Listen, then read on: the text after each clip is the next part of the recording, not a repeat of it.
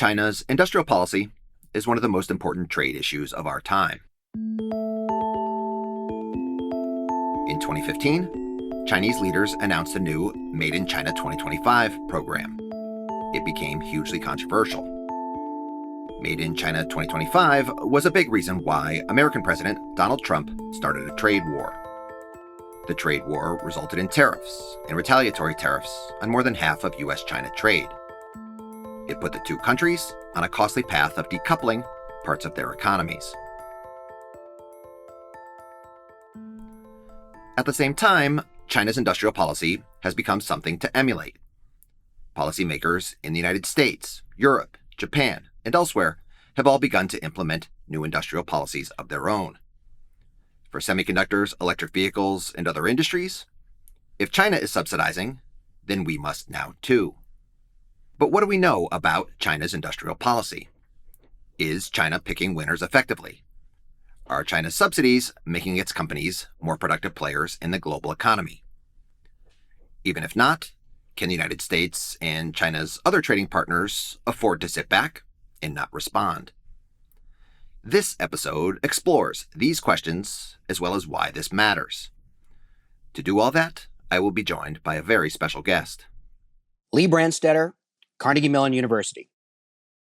Lee Brandstetter is an economist at Carnegie Mellon University and an expert on industrial policy. Lee is going to share some brand new research describing what we know about how China is implementing its industrial policy, as well as the effectiveness of its subsidies so far. Hi, Lee. Hi, Chad. You are listening to an episode of Trade Talks, a podcast about the economics of trade and policy. I'm your host, Chad Bown, the Reginald Jones Senior Fellow at the Peterson Institute for International Economics in Washington. Part 1. The Theory. Before we get into China and its industrial policy, I want to do the really nerdy thing and talk about economic theory. There are lots of reasons why governments, including the Chinese government, might subsidize. Lee, maybe we can begin by having you walk us through why markets fail and where there is an important policy role for government subsidies.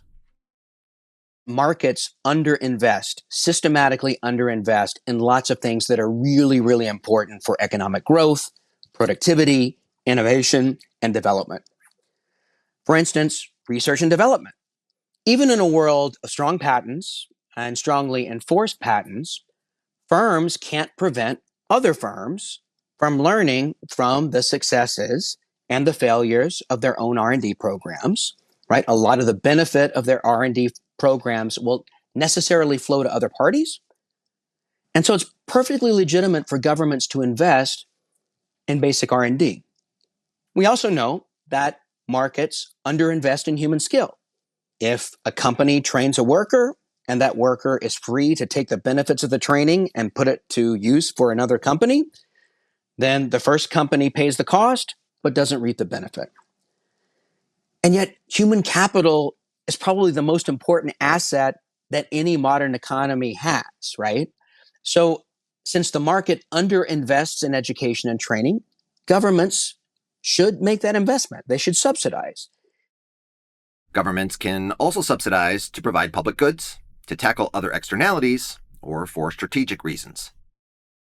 Public good-like infrastructural elements that we know the private market systematically underinvests in. Governments have to make this investment, and they should.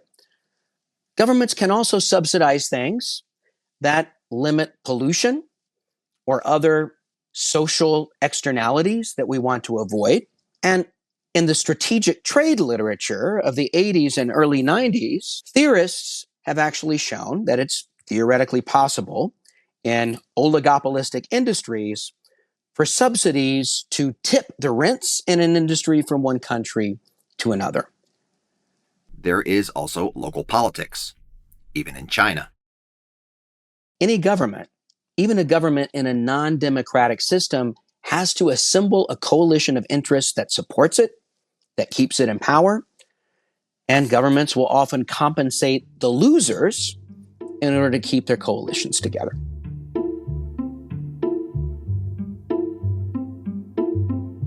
Governments have lots of reasons to subsidize. Sometimes a subsidy can improve upon what the market would deliver on its own. Other times, subsidies are given for political purposes and create waste. In the real world, the US government subsidizes, European governments subsidize, so it's not just China. How is China similar to, and maybe more importantly, how is it different from the United States in the way that it subsidizes? The unique structure of the Chinese economy affords the government lots of ways to subsidize firms and industries and activities that it wants to support. So the government can give firms direct cash payments, right? A very, open, clear, explicit subsidy. The government can give firms tax breaks, right? But in China, subsidies can take other forms as well. The major banks in China are state-owned enterprises that operate under considerable political influence. The top leadership of those banks are appointed not by an independent board of directors, but by the party state. So if the Chinese government wants its banking system to provide loans, even massive loans, on favorable terms to targeted industries and targeted firms, that's likely to happen. In the United States, land is for the most part a private asset that's freely traded in a pretty well-defined market. In China, land's owned by the state, right? And so the government and its agents have a lot of power over the allocation of land, and they have a lot of leeway to provide land, a pretty critical asset, to favored firms and industries on favorable terms. The Chinese government also interacts with firms, both state-owned enterprises and private companies, in ways that end up acting like it is providing a subsidy to other firms. State-owned enterprises play a much larger role in the Chinese economy than they do in most Western economies, certainly more than they do in the US economy. And these state-owned enterprises are often key players in important sectors, like civil aviation, like power generation, like mobile telephony. These state-owned enterprises can be directed by their state owners to favor a particular group of suppliers over another potential group of suppliers on the basis of the government's policy priorities rather than strict commercial considerations. Finally, the Chinese government can try and make market access for foreign companies contingent on providing sensitive technology to indigenous Chinese enterprises on favorable terms. The Chinese government and the Chinese economic system subsidize firms in a lot of ways, some of which are very different from how things are done in the United States and more market-oriented economies.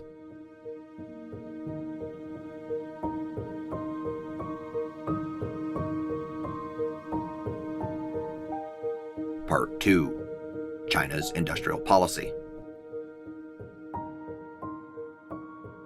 Let's go back in time and work through China's history of industrial policy. Perhaps begin in the 1950s with the Maoist era and take us through when China started its reforms in the late 1970s.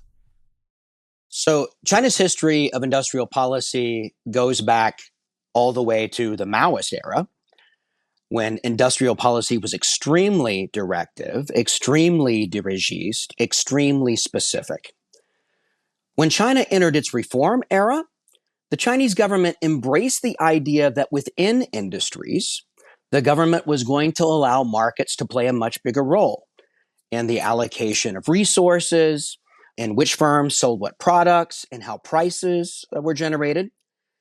But the government in its official policy documents always held firm to the idea that the government's guiding hand would continue to guide the allocation of resources across industries. It would continue to guide the evolution of Chinese industry in general, even as the government allowed market forces to play a much greater role. But during the first 2 decades or so of China's reform period, it was really this relaxation, right? This handing over greater play to market forces, this economic liberalization within industries, that was kind of the driving force. So if you think about China's net movement, right? It was definitely towards the market in those early decades of reform. What was the economic impact of those first 2 decades of reforms? As we got to the end of the 1990s, the early 2000s, a lot of that within industry market liberalization had kind of happened, right? The low-hanging fruit of market liberalization had been harvested. Much of the basic transition to market mechanisms had been complete. And so at that point, you can kind of think of this as being U-shaped. The trajectory of Chinese economic policy has kind of reached the low point of government intervention because all this within industry liberalization has taken place. Now the growth effects of that are subsiding, and we're really back to this continuing and ongoing effort to guide the allocation of resources across industries and to guide the overall evolution of the Chinese economy. And before the 2000s, even in the industrial policy documents, there was a lot of emphasis on developing within China capabilities that already existed elsewhere. And the targeted industries were extremely broad. I mean, if you read these documents, it's really focusing on almost the entire manufacturing sector and then some, right? So, there was less of a, emphasizing one particular industry at the exclusion of all others and really just trying to boost industrial growth writ large. China reformed and became more market-oriented. The government is still giving out lots of subsidies, but in terms of industrial policy, those subsidies were not precisely targeted. And I suppose when you're subsidizing everything, you are preferencing and targeting really nothing. Now I want to turn to your research on China's industrial policy. What specifically happened in China in 2007? In 2007, China made it mandatory for companies listed on a Chinese exchange to disclose in their annual reports the subsidies that they received from the Chinese government. What that means is that starting in 2007, at least for China's listed companies, we can get pretty rich firm-level data on the subsidies they received. And we can actually use that data along with all the other data disclosed by these firms to their investors to try and get a sense of how subsidies are correlated with firm characteristics, especially productivity. If the focus of Chinese industrial policy after the mid-2000s was really to strengthen the innovative capacity of these national champions, then it should be making firms more productive.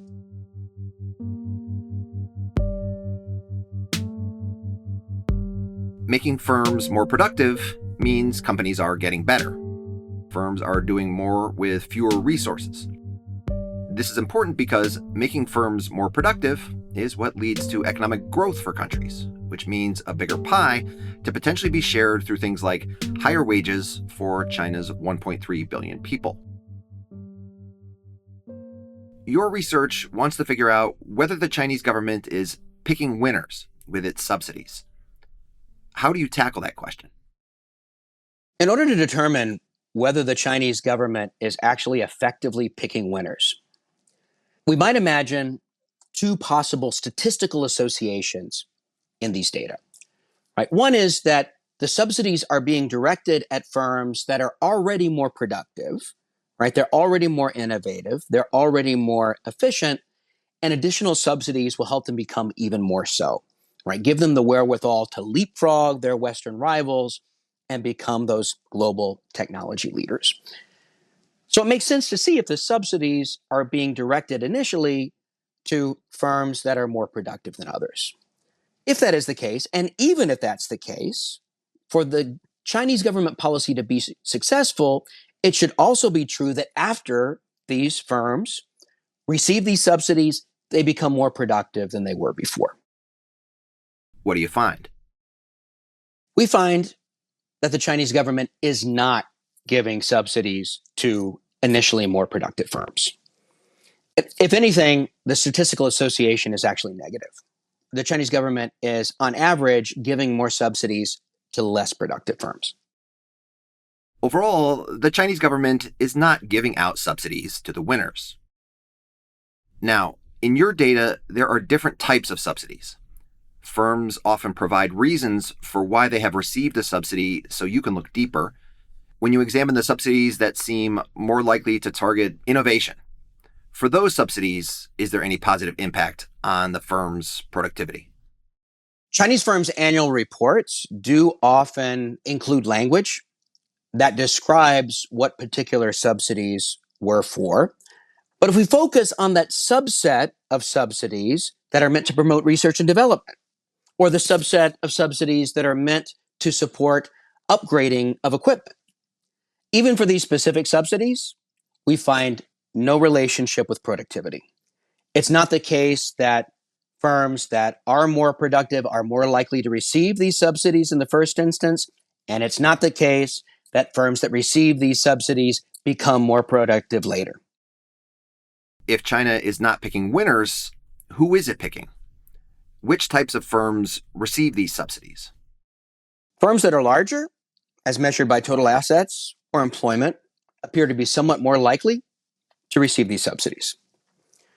As we dug into this data, it became increasingly clear to us that the subsidies provided to Chinese firms had lots of objectives, many of which were not connected to productivity.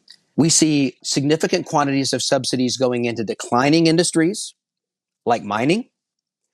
We see significant subsidies that appear to be designed to support employment in large firms.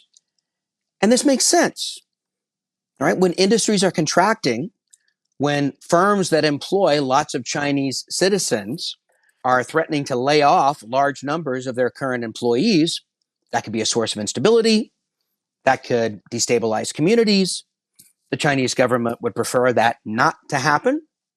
And subsidies can delay, perhaps for some time, the day of reckoning, or maybe even stabilize these firms so that large-scale layoffs are not necessary. It's understandable why the government would pursue this objective, but it's also crystal clear that the pursuit of this objective directly undermines the pursuit of turning the already more productive firms into super innovators, right? The money that's given to prop up failing firms is money that cannot be given to support the technology leaders of the future. And the more you do the former, the less resources you have to do the latter.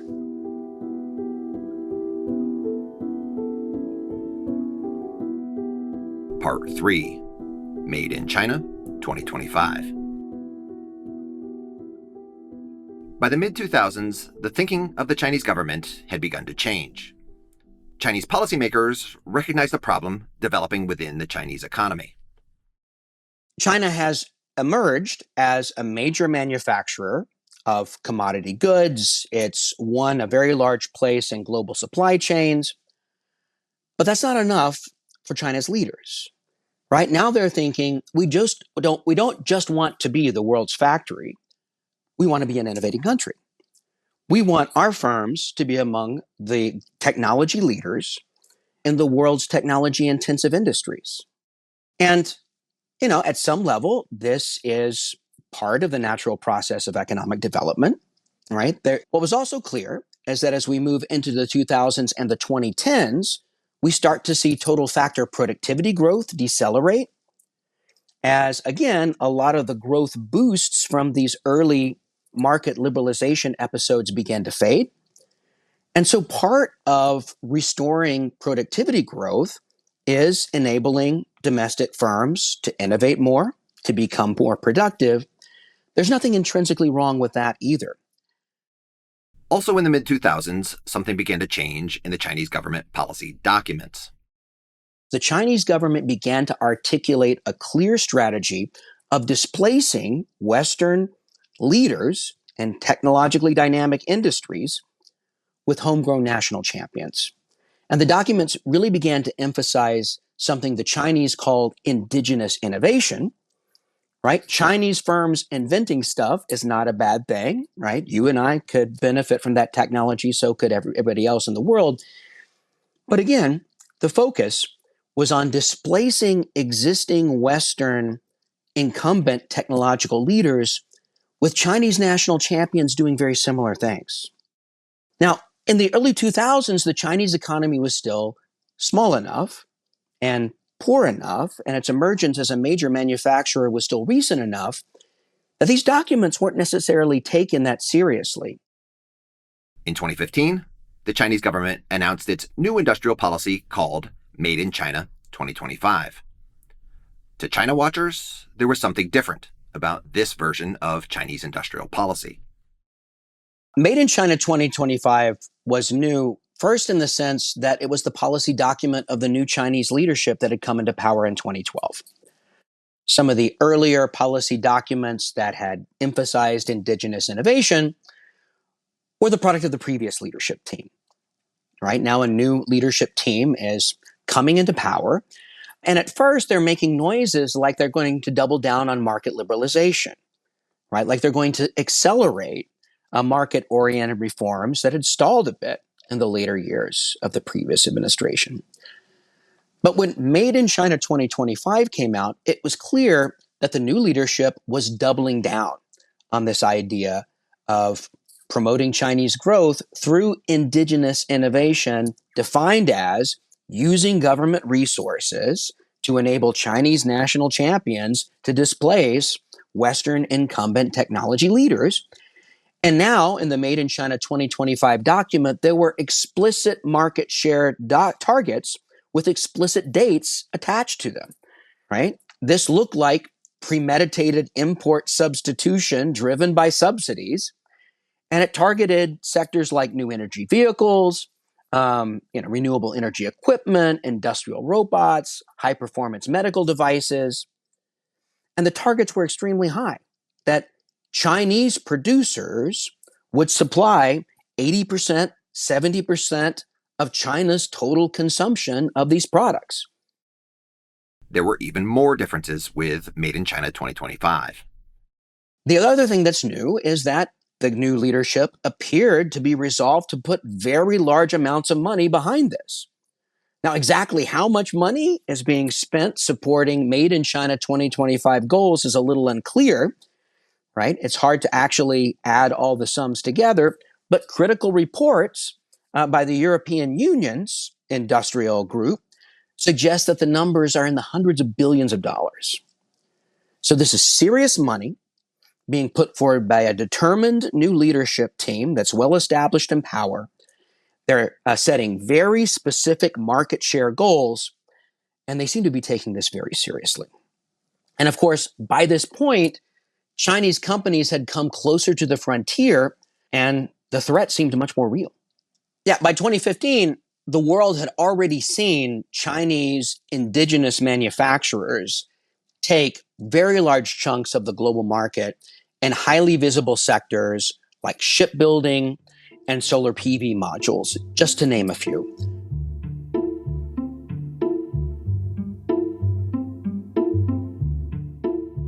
Okay, in your research, you are also able to collect information on which firms report that the subsidies they receive are tied to the Made in China 2025 program.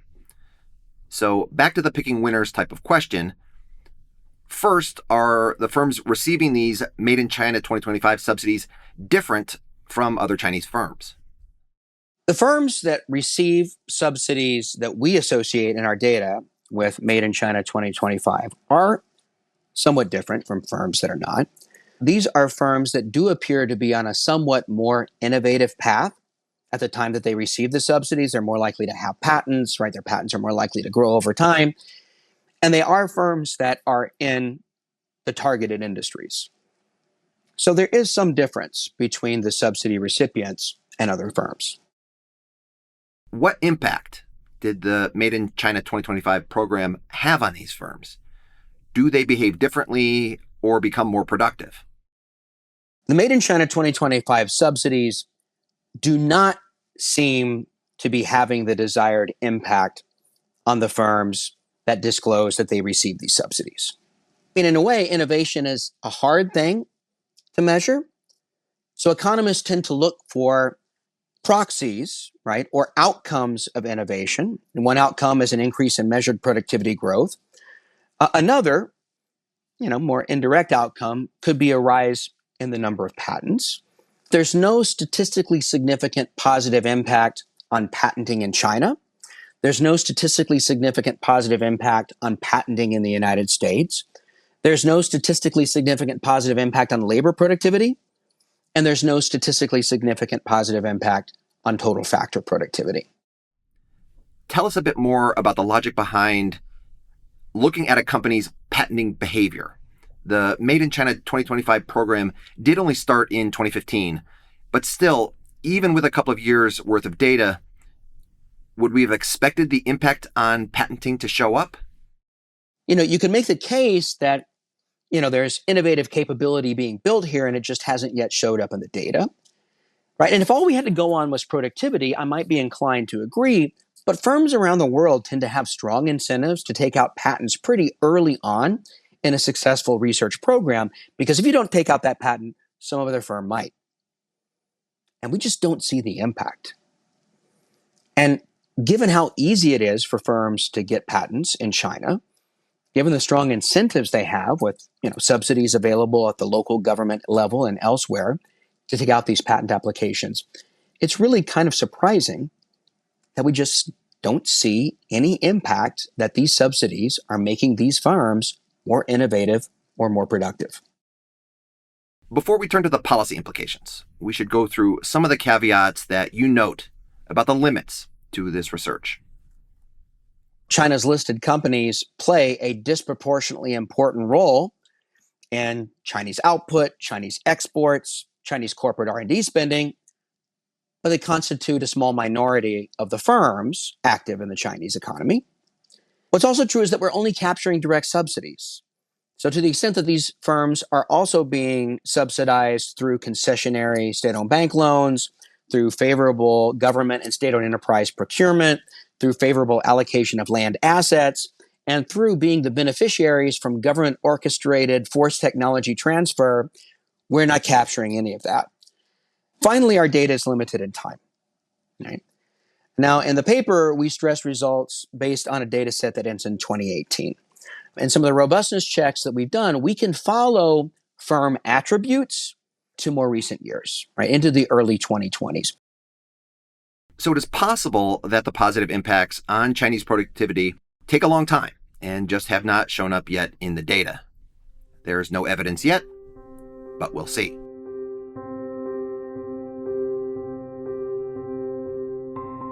Part 4, the policy implications of Made in China 2025. Let me begin by playing devil's advocate. What's wrong with the argument that Made in China 2025 was just an aspirational policy? China had gone from a policy of near autarky in the 1970s, where the country was poverty-stricken, to opening up to the world and developing rapidly. But by the early 2010s, Chinese policymakers were worried about getting stuck in the middle-income trap. Chinese leaders knew that to escape the middle-income trap, to get richer and become an upper middle-income country, it would have to become more innovative. When Western criticism of the Made in China 2025 plan began to mount, the Chinese seemed quite surprised. And perhaps one of the reasons why they were surprised is that they'd introduced some of these ideas and aspirational targets in earlier documents, not generated a firestorm of controversy, right? Not triggered a trade war with the United States. So I think the Chinese leadership were taken aback by this. And part of the defense that was offered was that the West was misreading this document and its aims, right? That this was actually not that different from the German government's Fourth Industrial Revolution strategic plan for trying to help the German economy evolve to the next stage of industrial development, right? With less emphasis on the industries of the past, more emphasis on the industries of the future. If it was fine if the Germans did it, what's wrong if we do it? There's nothing wrong with the Chinese government wanting to expand the innovative capacity of Chinese firms. And let's be clear, a huge chunk of the human race's capability to invent is in China.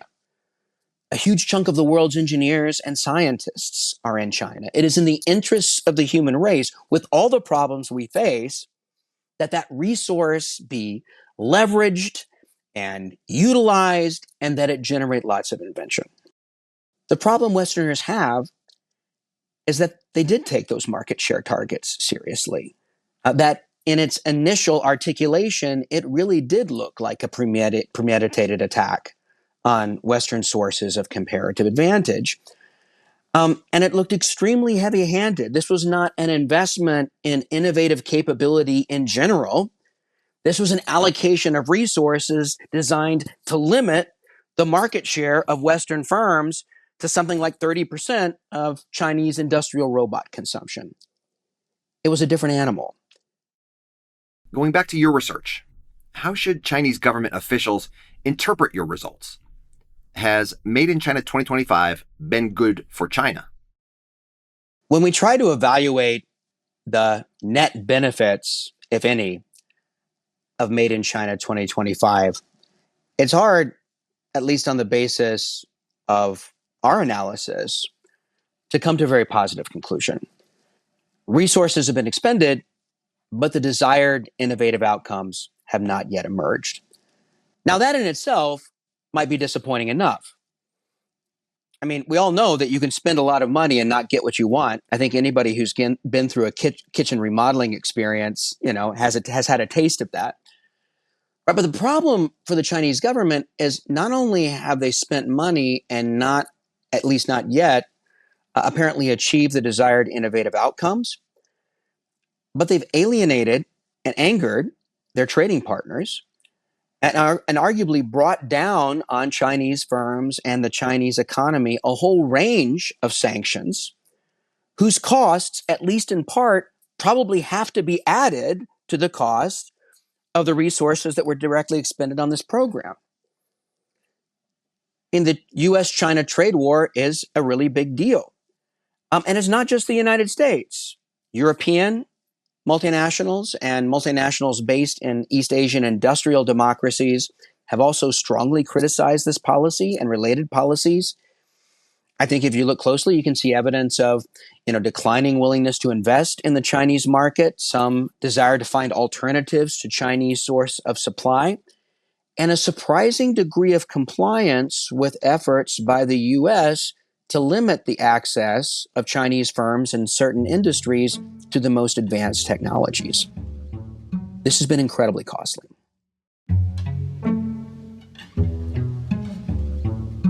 Made in China 2025 has not really worked at making Chinese firms more productive or innovative.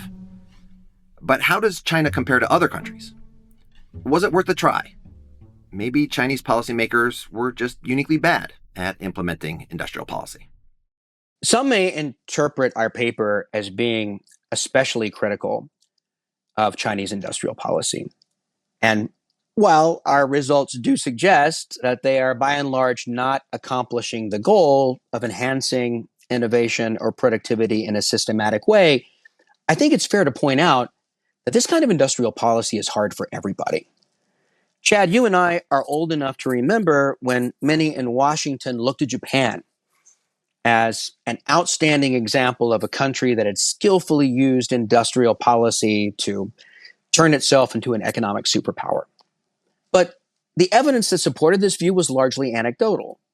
And when economists actually dug into industry level and firm level data and started testing the hypothesis that Japanese government subsidies or other forms of goodies were going to the productive industries and made them even more productive, the economists found results that are very similar to the results my co-authors and I are finding. And the reason is that in Japan, too, the government policy objectives of stabilizing declining sectors, avoiding politically painful layoffs, compensating the losers, those were very real, and their pursuit undermined the objective of using subsidies to transform more productive firms into the technology leaders of the future. I mean, Japan clearly grew very well for a very long time. It did produce some great companies and some great innovations, but it's really hard to connect much of that to what we now think of as industrial policy. And to be fair, when the United States and Western European countries try to do this, and we have tried to do it from time to time in the past, we often run into exactly the same policy challenges and the same disappointing results. I also want to push you to clarify how we should interpret some of your results. Saying that Made in China 2025 did not have an effect on the productivity or innovation of Chinese firms is not the same thing as saying Chinese subsidies do not impact China's companies and their ability to compete with Western firms. You're not claiming that these Chinese subsidies are no big deal and they're not imposing big costs on China's trading partners and that we shouldn't worry about them. So it's natural to ask if the component of Chinese industrial policy that we're able to capture in our research is not leading firms to be more productive, then is it something that we even need to worry about? And the problem, unfortunately, is that subsidies can distort trade, they can distort the global allocation of production, and they can have significant negative effects both for China and for the world, even if they're not systematically leading to better innovation outcomes or more productive firms. When a subsidy is big enough, it can do all kinds of things, right? With enough subsidized water, you can grow cotton in the Arizona desert. With enough financial subsidies, relatively inefficient firms could still outcompete more innovative, more productive firms outside of China. You rig the playing field enough, and you're really constraining the ability of the better firms to create the innovations that would benefit the world. All right, so if you're limiting the ability of the more productive firms to innovate, then you could be in a situation where, basically the bad firms kind of outproduce the good ones. The global rate of innovation falls, right? The set of innovative new products that could be available to consumers around the world is smaller than it otherwise would have been. And the whole world experiences a welfare loss, including China. Chinese subsidies leading to less innovation and productivity and growth in the rest of the world, in addition to China itself, could be one big global problem. Are there other problems with China's policies? It may be that some Chinese firms are just not fated to become highly innovative developers of world-transforming technology, but they're amazingly efficient and cheap producers of goods that already exist, right? And so one could imagine, a very productive division of labor, right, in which Chinese firms are good at doing certain things, Western firms are good at doing certain things, both sides specialize in what they're best at, and the entire world benefits from the efficient allocation of resources and the efficient production chains that thereby arise. But if Western firms don't feel that they're welcome in the Chinese market, if they don't feel that their intellectual property is going to be protected, if they feel that they're going to be targeted, right, and the sources of their comparative and competitive advantage are going to be taken from them by government market intervention, then these win-win collaboration opportunities just aren't pursued, and the world as a whole is poorer for it.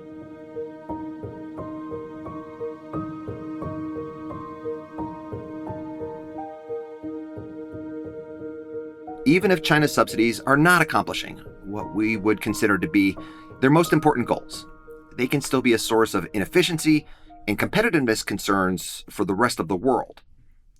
These subsidies are creating huge trade fights between China and its partners. But how should trading partners respond? The question of what China's trading partners should do about all of this is a really difficult one. At some level, I think it's going to be very difficult for the United States or any other country to take the position that it's not legitimate for China to become more advanced, more innovative, more productive. I don't think the rest of the world would go along with it. And there are, 1.3 plus billion human beings that live in that country. I personally do not want to see them condemned to a future of stagnation or worse. What I would hope we could eventually do is all learn from, what this analysis seems to be saying, right? Which is that if China wants to improve productivity and increase innovation, this does not seem to be a particularly effective way to do it. Are there other ways for China to accomplish its long-run objectives of becoming a more productive and more innovative economy? Absolutely. Recent research has demonstrated that China's coastal cities have created a pretty good public education system, but in the rural interior, the public education system leaves much to be desired. China's rural children, who are the majority of children growing up in China, are not being sufficiently educated. It's an educational system that underinvests in the majority of Chinese citizens that live in that part of the country in their youth. And it's going to inevitably limit the ability of these people to innovate, to produce, to enjoy high incomes, to eventually reach a first world standard of living. And as economists, we think it's really hard for the government to imagine where or in what industry or by what individual world transforming innovations are going to come into the marketplace. What if the Chinese government took the money that it allegedly spent on Made in China 2025 and had instead spent that money on shoring up the educational and social support programs that nurture its rural children? I've got to think the payoff for China and the world would have been better. Or if China had taken that money and invested it in improving the ability of Chinese universities to conduct the kind of basic scientific research upon which all industrial innovators build. As my last question for you, let's turn to a potential off-ramp for the trade tensions and industrial policy arms race now emerging between China, the United States, Europe, Japan, and other countries. If you could advise these governments to sit down and start somewhere on these policies, what would you suggest?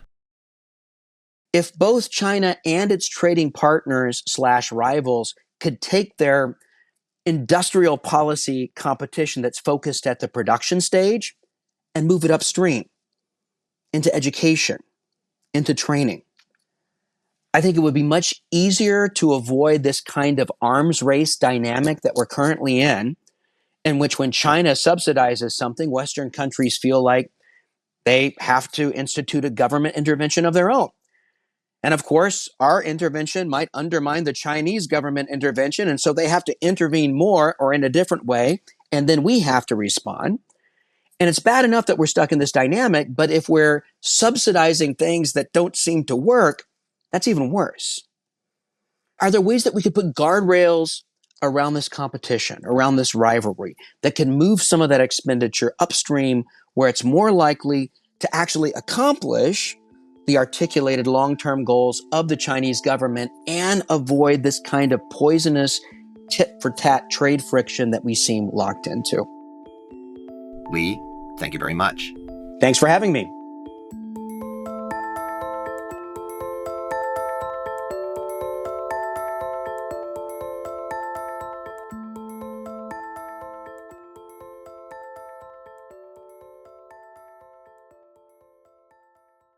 And that is all for Trade Talks. A huge thanks to Lee Brandstetter at Carnegie Mellon University. Do check out his brand new research on Chinese industrial policy. He has 2 fabulous papers. I will post links to both on the episode page of the Trade Talks website. Thanks to Melina Kolb, our supervising producer. Thanks to Sarah Tu on digital. As always, thanks to Colin Warren, our audio guy. Do follow us on Twitter or Mastodon. We're on @trade__talks. That's not 1 but 2 underscores, @trade__talks. Because when it comes to Chinese industrial policy, 2 papers showing the limits of what China's subsidies have achieved are better than 1.